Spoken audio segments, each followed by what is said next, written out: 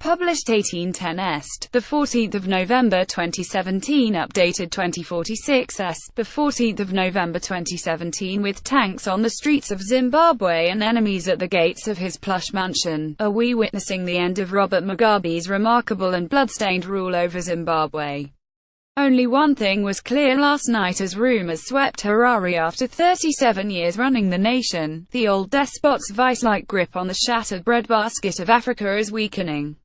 And the cause: his loathed second wife, Grace. Zimbabwe's President Robert Mugabe left addressing party members and supporters gathered at his party headquarters to show support to Grace Mugabe, right, becoming the party's next vice president after the dismissal of Emmerson Mnangagwa. At stake is not just control of poor, battered Zimbabwe, a country tortured by Mugabe's decades of disastrous rule, but also the vast flow of money from diamond mines that have turned many of his senior aides into multimillionaires.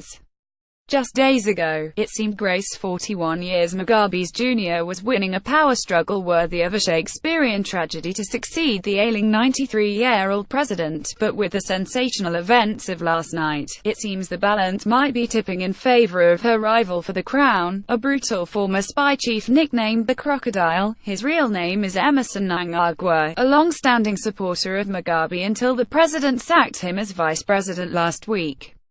Soon after, amid death threats against him, he fled to South Africa. Mugabe had accused his former deputy of plotting to take power from him, while Grace Mugabe referred to him as a snake that must be hit on the head. Yet the combative Mnangagwa, 75, who recently survived a poisoning blamed on ice cream from Mugabe's own dairy, has been telling allies he would return rapidly and everything would soon be sorted.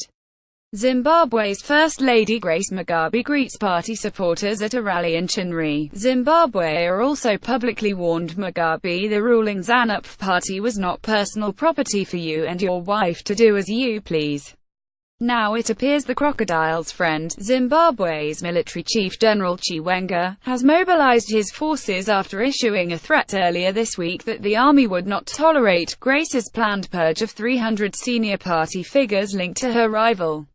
One influential Zimbabwean business figure said last night Mugabe was in lockdown at his 25-bedroom mansion in Harare's Borrowdale suburb. There were reports of roads to the building being sealed off, with 30 troop-filled trucks patrolling the streets backed by 21 tanks and, of the state broadcaster being taken by troops. It is believed they are negotiating an exit plan for him, to be effective immediately, and Grace has not been allowed to sit in those meetings, said the businessman. Other sources in Harare said the Presidential Guard had been withdrawn from Mugabe's side yesterday morning and strategic locations secured by the military.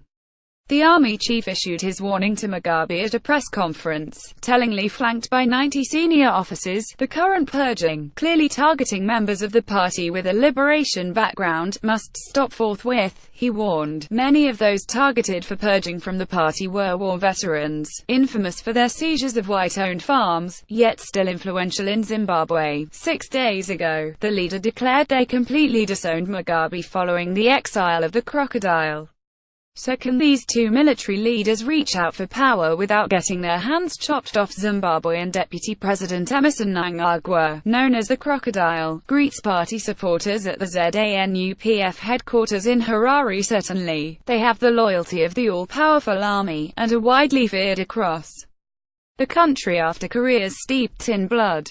They were both linked to massacres in the Matabeleland region of the country that killed 20,000 supporters of a rival faction in the years after Zimbabwe won independence from Britain, but last night their allies were stressing need for a peaceful transfer of control. It's unlikely, however, that Gucci Grace, as she is dubbed for her love of shopping, will go easily.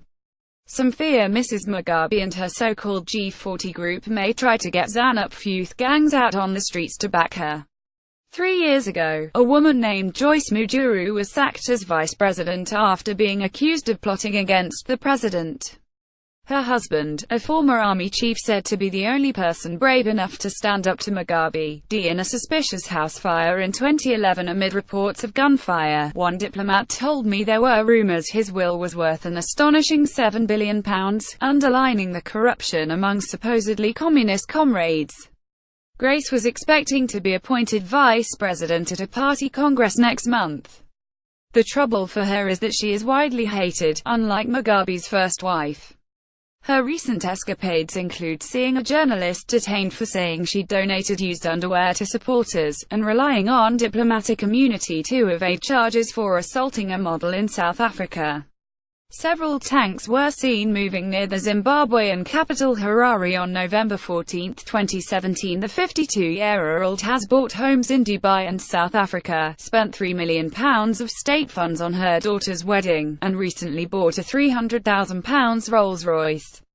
Her three sons, one from a previous marriage, angered Zimbabweans by flaunting their wealth. One receipt posted showed a single night's spending of $3,000, 3 times the average annual income. The youngest recently filmed himself pouring expensive champagne over a diamond-encrusted, bragging he owned the timepiece because daddy runs the whole country. Mugabe's mismanagement has wrecked Zimbabwe, a well-educated nation with many natural resources.